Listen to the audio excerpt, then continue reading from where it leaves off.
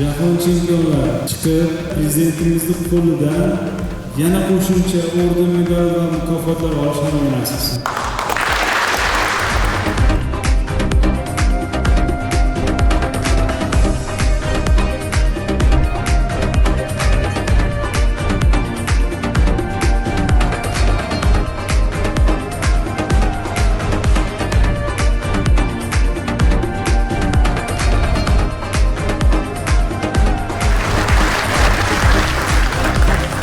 Hamma joyda ko'rasizlar, har bir qadamda yangi O'zbekiston islohotlari, yangiliklar, bu shuncha qisqa muddatda bunday o'zgarib, mana universitetlar, qurilishlar, bitta universitetda aytyapman, men boshqa joyga chiqaman, mana shu universitet ichidagi yangiliklar, buni hazm qilish o'zi emas.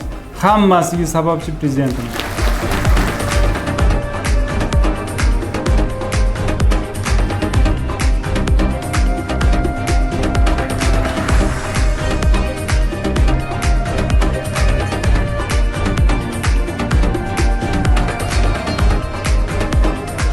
Biz bu davrni paxtada bo'lardik. O'shanda hokimlar bizdan paxtani rejasini talab qilardi.